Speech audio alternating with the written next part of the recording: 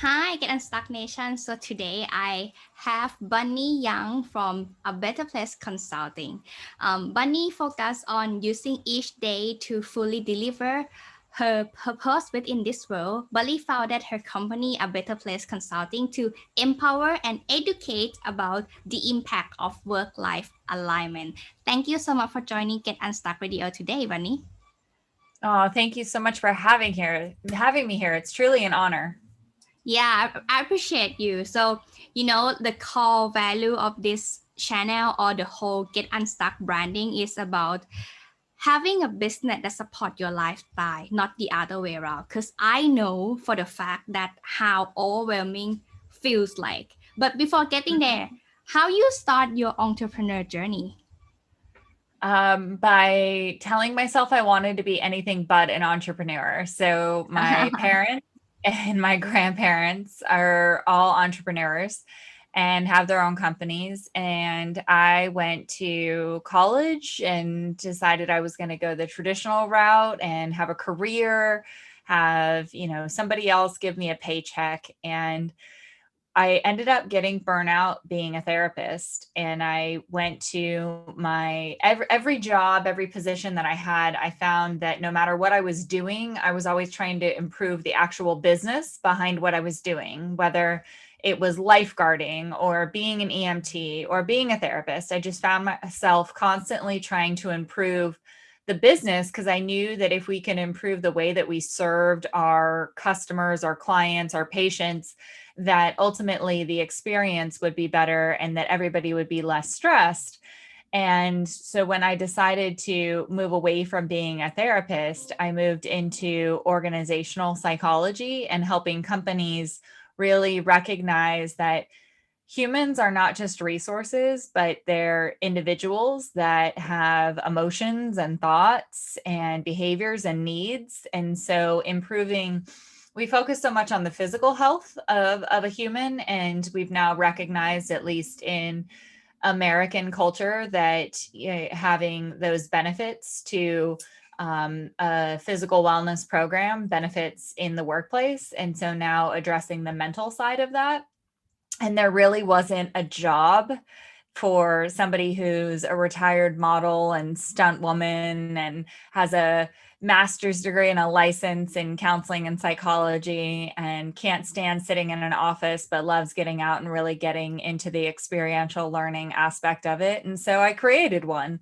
That's just what I decided to do. And since the rest is kind of history. I have two daughters, and the joke in our family, there's a kids movie that there's a robot that says, see a need, fill a need. And my husband will joke that I see a need and start a company.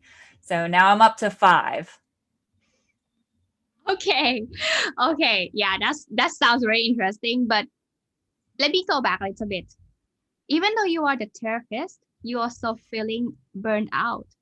That's something Oh, yeah. that many people like not really realize that because whenever as a patient, let's say that as I don't know, I don't even know how to call it. Yeah, as a patient, I used to go to therapist.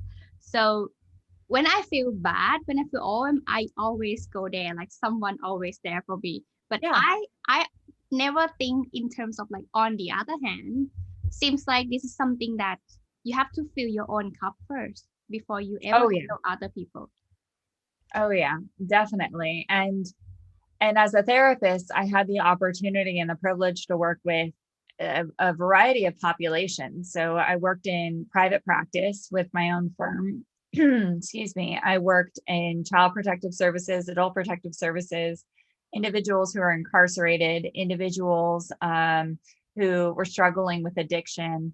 And so being able to kind of work with all of these different populations, I recognize how their energy impacted mine. And it was my first real recognition of the power of empathy between humans and being understood and being, able to have boundaries and say that your emotions aren't mine.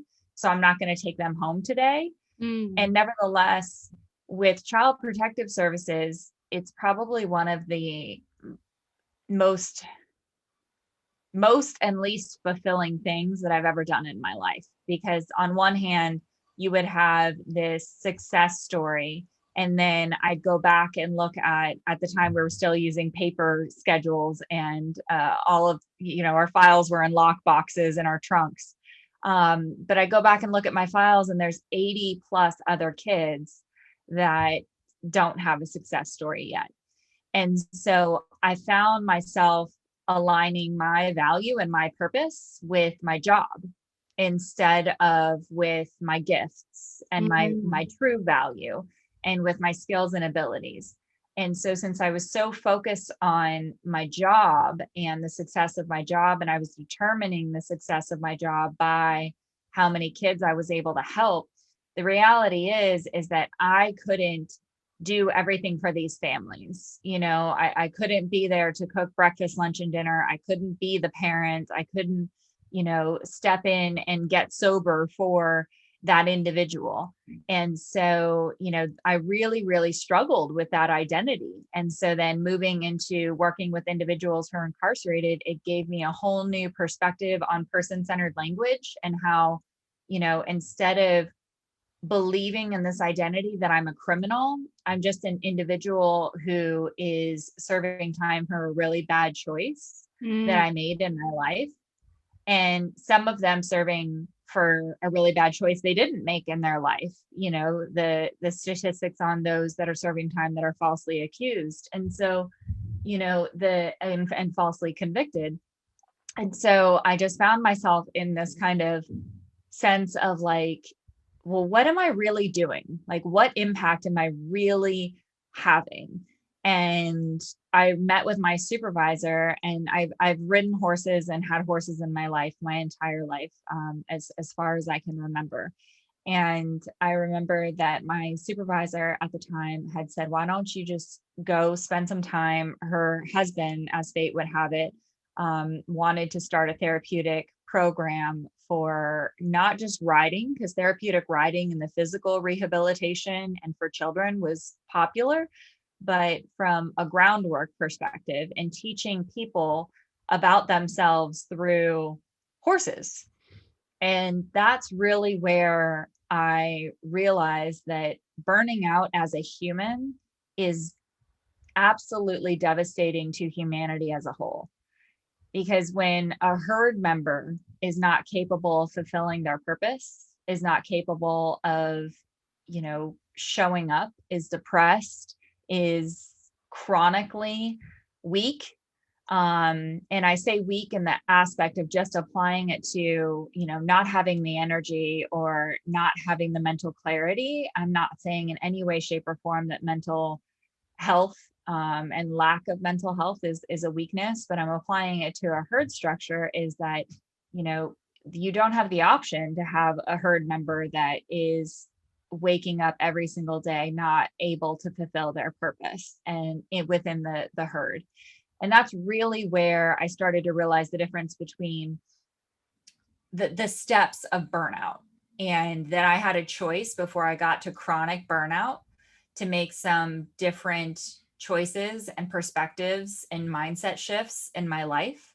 And here I was talking, to your point, talking to people about mindset shifts and perspectives, and how they weren't powerless over their lives and weren't powerless over certain aspects. And then it took working with horses to really realize that, my mindset around what it meant to be an entrepreneur and the biases that I had around entrepreneurship were not true. Yeah. That's like a very thought-provoking. So I also used to work in an international organization, which you just mentioned that you also work in some of them. I'm not sure how many, but oftentimes like every quarters or every 6 months, there will be some psychiatrists coming in to like give a seminars or like give a whole mindset shift, and telling us at that time, as far as I remember, like to reduce stress by how to communicate with family members, because everything are confidential at the organization that I used to work with. And what I realized is that overwhelming feeling is contagious. Mm-hmm. Like Absolutely. it's really contagious, and it's all the room feeling the same energy level. And I couldn't forget how that feel at all, but very absurd, I would say that. Yeah. Yeah. That's why I'm just like couldn't stay there anymore. That's another reason as well. Yeah. But it's really true. Like, and the longer you stay in that place that you feel like it's not belong, it's not aligned with you anymore, the more you feel like empty, right? Yeah. And the irony for me was that the better I was at my job, the more work I had to do. Yeah. Not only you. Yeah, that's true. I just spoke to a friend of mine yesterday who still remain working there. And she's like, I don't know what to do. I just couldn't stop working. Like I couldn't stop Yeah. thinking, and I couldn't stop anything at all. Yeah. And I allowed myself, I made the decision to work with a client on a fractional basis, and Mm, we set up very clear boundaries. And this was after I left actually practicing as a therapist. And I remember that the client called me on Christmas morning, and I answered the phone. This is my fault. This is completely and totally my fault. And, my husband said at the time, if you're going to give somebody else your all, like, charge them for it. And in reality, there's no amount of money that you could pay me. There's no, Tahitian island that I could be given that would equate to me answering the phone on Christmas morning ever again. But see, in my mind, I didn't yet have the level of my value clear. I wasn't aware of my value. I was aware of this job client relationship, and the fact that me answering my phone equated to security for my family, for me to be able to purchase Christmas gifts and provide Christmas gifts. And that was not true. Like, the misunderstanding was that me being constantly available made me more value, and made me more valuable. And in actuality, you had asked me prior to getting on this podcast as far as how people can work with me. Well, to work with me individually, I only work with 4 clients individually on an annual basis. Most of my clients I work with through group programs where they do most of the work on themselves, with themselves as a community, because I'm not a magical fairy that's going to wave a wand and all of your, obstacles and problems are going to disappear. It takes your self-work. And so I really take my individual clients from those individuals who are in the program and just want to have that above and beyond support. Because I found for so many of my clients, when I was a therapist, I became so frustrated in private practice because I'm sitting down on a couch across from somebody listening to them complain about their babysitter being late, and so they were late for their massage. And I was like, how is it that in a system I can make $26,000 a year helping, 84 kids a week who can barely have enough food on the table, and in order to actually make a living as a therapist and actually provide for my own family, that I've got to sit with people who don't necessarily need me to sit here and listen to them. And I'm not saying that that's the case for every single one of my patients, because there were definitely private pay and private practice patients that needed me to be there. But for the most part, even the very best and seasoned and valuable therapists you will find are completely cash only, don't even deal with insurance, because it's become such a hassle. The paperwork alone, I remember just the paperwork in working with Child Protective Services and, even in organizational psychology, having to put together a proposal for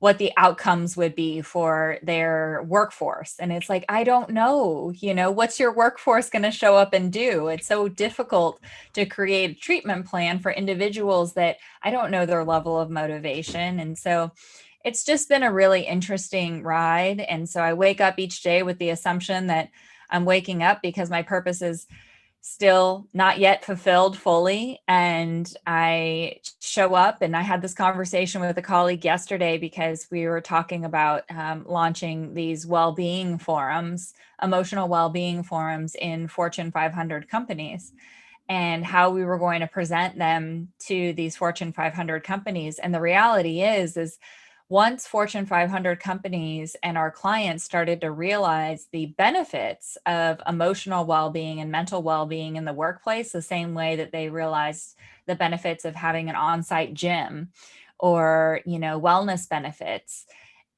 we don't have to make the phone calls. They're calling us and emailing us because they want to be able to provide this for their workforce. And in some ways it sounds crazy, but we already had an epidemic prior to 2020, and it was in the mental health world. And if anything, remote working and, the social injustices and racial injustices that were brought about from the past year have just highlighted the need for us to create that space. And as you said, not pour from an empty cup, because most of us were trying to. Yeah, 100%. I couldn't agree more with you. But until when you get this clarity that, okay, you gotta move.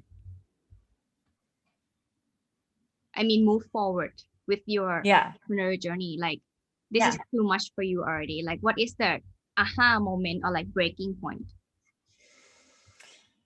The actual breaking point was a hurricane, quite literally. My husband will tell you it took a natural disaster for me to realize this. I can't claim to be the smartest human on the face of this planet. So we were in the Dominican Republic and we were in a hurricane. And we were locked inside of our room. The resort was boarded up. And it was like 2 days of just torrential downpour and really strong winds. And we had enough battery in my laptop to watch one movie with my then, I think she was like 2 or 3-year-old daughter. And my husband turned to me and said, "Do you know this is the first time that you have sat through an entire movie without checking your phone, getting up to do something, doing laundry?" He's like, there's no stillness, in his words. He's a very simple, amazing, incredible individual. But I realized, and then he said, and it only took a hurricane. And we laughed. And then I sat there and thought about it for a really long time, that the fact that it took no electricity, no, distractions, absolutely nothing, no excuses for me to make space and time to sit with my daughter, who is a miracle in and of herself, and just enjoy a movie with her. And so when you talk about that aha moment, for me, it was the space. It's the awareness. And, when people are in constant conquest and search of their purpose or of their passion, and the challenge is to go slower and create space and get to know yourself. Because in order to know what your purpose and your passion is, you really have to go internally and reacquaint yourself with the human that you are, and that little child who was once asked what you want to be when you grow up. And for the most part, most of those answers are coming from what we think our parents want us to be, or what we think society wants us to be, or what power or whatever equates and is influencing us. But really go back to that internal child and say, well, what is it? What is it that you want out of this life that you've been given? And that's a really powerful moment to do that. And so that's the long answer to your question, is that aha moment came when, we're in this hurricane, and I've got 300 emails and messages when we finally get Wi-Fi and internet back and power back saying, "Are you okay? Are you alive?" And then my biggest client, that the majority, this is the same individual that I answered the phone on Christmas, has, 24 emails that's like, "Why aren't you answering your email?" Well, A, I'm on vacation, and B, I'm in a hurricane. And so if somebody doesn't value me that much, unfortunately, that's a mirror. That's showing me how much I valued myself in that moment. And so as much as I wanted to be upset with that individual and frustrated with that individual, I set up that misunderstanding in our relationship with our boundaries. And so it took a complete cutoff of that relationship for me and say, okay, the relationship and the value that I hold for myself is this. And I commit to only attracting and working with clients and having friends and family members. And this was a really difficult thing too, because family is everything. Well, I have family members that are not blood related, and I have family members that are blood related that I don't consider family. And so, but it really depends on what your internal value is. I had a conversation with an individual who's in a 12-step program, and he shared with me that you really find out who your friends are when you stop drinking. Because, a lot of people will send you that email or send you that text or whatever message and say, "Hey, do you want to go hit the bar?" And when you're like, "No, I'm trying to make this change in my life."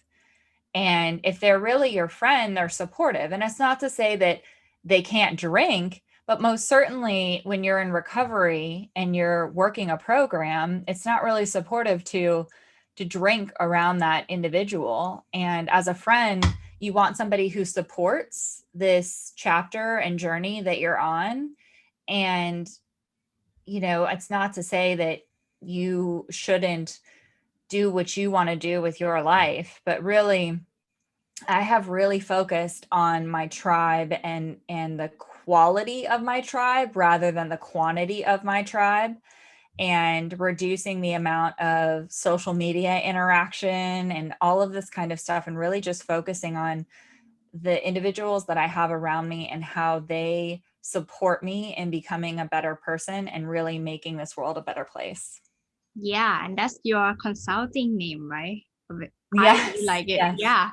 So yeah, I really resonate with you on that. Like, I think the most challenging part in my journey is to be aware of myself. Like, until I able to accept who I really am, that's when I able to let go of things. And my name is Mutita, right? I mean, if anyone listen to here and know it's the Buddhist name, it means happy for others. So that's my name, and that's literally I didn't mean that my name drives who I am, but I actually that kind of person. So it's like my morning prayer every morning. This is like starting to spiritual, but I'm not really that spiritual, to be honest. So I just say like, if that person align with my path moving forward, I'm welcoming them. But if not, if they cause me headache, drain my energy, I am so happy to let them go, and I love them enough to let them go. Like, I really seriously saying that every morning, Yeah. to tell myself that it's okay to let them go, because it's too much. Yes. Yeah. So when I was a stunt woman, our first year of marriage, my husband and I moved to Dalian, China. It was actually slightly north of Dalian. And in China, when you get married, they give you these two elephants that are facing each other, and they have this happiness symbol on each of them. And this has been years since this was explained to me. However, it's like a token of the unity of not just being happy in marriage, but in striving to make yourselves happy with each other and with yourselves, and having that union, that marriage, that unified spirit being, and happiness doesn't translate in Chinese. It doesn't translate to what we think of in America as far as just like happiness. It's like fulfillment and so many other things wrapped up into one amazing, beautiful symbol. But I remember that, we were gifted this as like newlyweds, right? And of course, there's this whole idea of the honeymoon phase. Well, okay, I can tell you after being married for over a decade that happiness evolves in marriage and it means different things. And I still have my little elephants, and it's on a necklace, and they're two little jade elephants. And I look at them to just think about the people in my life. It goes beyond marriage for me, but the people in my life, to your point, I want them to be able to reflect back a vibration or an energy or a light that I have for myself, and that there's going to be times when I need some more from them and they're going to need some more from me. It's more like a teeter-totter than it is actually balanced, but it's the same idea of a relationship, in that I'm not constantly pouring. Otherwise, I will end up with that empty cup. And I just remember receiving that as a gift and thinking to myself, okay, so for the rest of my life, it's my job to make my husband happy. And it's such a naive thought to think back now, because really there's just so much meaning around the double happiness. And you can Google it if you're listening to this and you're like, what is she talking about? Because there's an intention and there's a purpose and there's a meaning behind it that is not very well explained by this American. However, when I look at my elephants now, it almost goes back to when I studied yoga, and we end each practice with namaste, which is the light in me sees and honors the light in you. And that's really the kind of tribe that I want to surround myself with. Yeah, 100%. So after all of this that we are talking about, finding the lights within ourselves, reduce all the distraction, and also able to move forward with our true self right here. What about in terms of business? So you work with many industry, let's say, many types of people. And so far, I still believe, because I myself also one of them, that entrepreneur really stressful. It's kind of like pretty stressed. Yeah. So stress is energy, right? It was given to us as an evolutionary response to survive. And so what you do, stress is just energy to take action.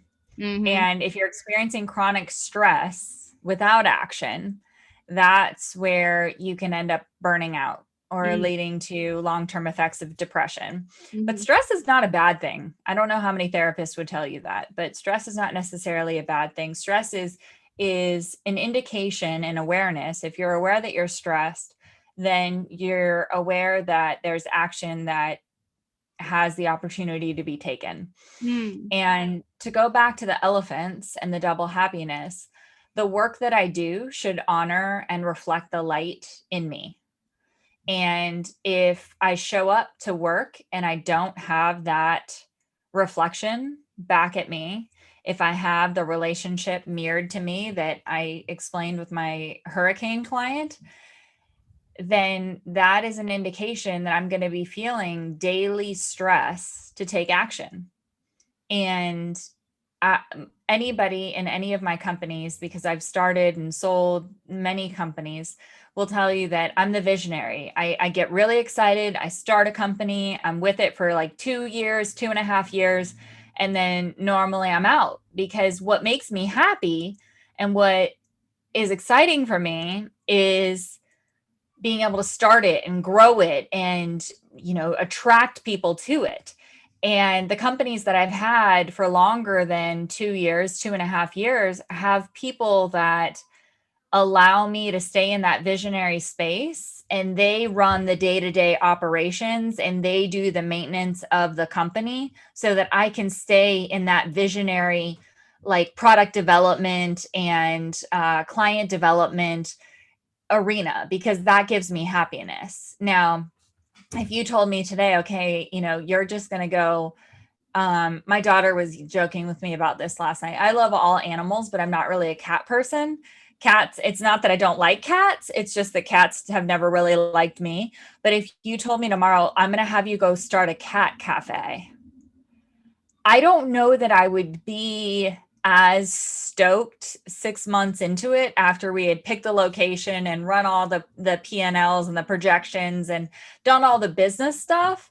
Like once I was sitting in there sipping my coffee with a bunch of cats, I probably wouldn't be as stoked as you were like, hey, I want you to go to Ireland and help start this professional development equine retreat facility out in Ireland. I love horses. I love travel. My family's from Ireland. It's outdoors. And so really that's the relationship with your company and your job. So when you think about it is your professional development, think about it as marriage counseling with your job or your company. And how do you improve that relationship between you and your job or your company, and to break the codependency as well? Because remember that I admitted in full transparency that I had a codependent relationship with what was on my business card was my identity. Today, after much business coaching and investment in myself and professional development, the thing that's on my business card, which I don't hand out anymore, is my name. That's what's on my business card, is my name. So, and the reason that I don't hand it out is because now we actually have this process where I can connect with individuals authentically, and email was not something that I enjoy. You emailed me and you get an autoresponder that says, I'm not going to check my email for like a week. So if you need anything, email Victoria or go to the website, because we've done our best to put all of the resources that you could possibly need on our website. I don't love email. I don't love living in email. And anybody who knows me knows that. And so, that's one of the reasons I don't give out business cards. But also, we don't live in a land of business cards currently. So do you think it's about timing in life as well? That like reach to your point, that like just be yourself? I think that it is about your relationship with yourself and how deep you can go within that process. And that's really your timing. I don't mean to say that you have control over your timing, but you have the ability to say, I'm going to start my workout routine today, this afternoon, right now, tomorrow, a week from now. And I was just having a really difficult conversation this morning, because it's the more investment that I make in myself, and I don't mean in like spa days and manicures and pedicures, although those are amazing. I really mean in the figuring out where the fears and the obstacles and the things that have been, I perceive, holding me back. That's really the perspective shift for me. I was in Houston, Texas, visiting family and also doing a little bit of work on I believe it was March 9th of 2020. And I got on a plane, and I remember seeing people wearing masks. And then, I got back on that Tuesday, and on Wednesday, the world pretty much closed down. And we had this conversation with our team because, we had like $300,000 worth of contracts that were canceled, or postponed or delayed or whatever it was. And I sat down with our team and I said, all right, let me just throw something at you for a second. What if this is happening for us instead of to us? And in actuality, that mindset, that perspective, that choice is what launched the emotional and mental well-being in the workplace platform. Because we used to say work-life alignment, work-life integration. We used to say everything that we could to avoid the stigma because nobody in the professional development space wanted to talk about mental health. Nobody wanted a business therapist. And now we don't have enough consultants to fulfill all of the requests. And so we're creating, programs to help companies be able to access mental health resources, not therapy, but mental health resources. And that is completely possible to do when you are invested in exploring your own mental health. It's just like you don't need a personal trainer to work out. You can be given the resources and use them on your own. And if you find that you need a personal trainer, then go seek a personal trainer. So that's less about timing and more about mindset and perspective. Yeah, that's a very good scenario about it. Yeah, that makes sense. Like if you have a tool, try to do that by yourself first. And then if you think that it's not enough, seeking for personalized. Yeah. So in case, until now, I think many people can relate. I'm sure this is like something that we don't really speak about, but we feel it like within for a long time, right? So in case anyone want to follow your work or like reach out to you or even work with you, how can they reach out to you then? So the best place to go to actually connect with me, if you want to see all of the authentic craziness, is on Instagram. So my Instagram handle is @bunnyhas6legs, and I answer direct messages on Instagram. So I won't give you my email because that will be useless, but my calendar is also listed on our website, abetterplaceconsulting.com.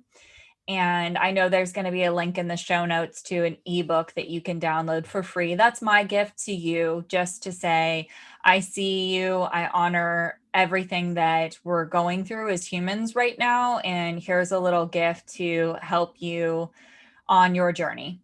And so, but if you have the inclination to want to see the authentic craziness that is my life, I don't hold anything back. I'm an open book on Instagram. And then of course the company's Instagram is at A Better Place Consulting.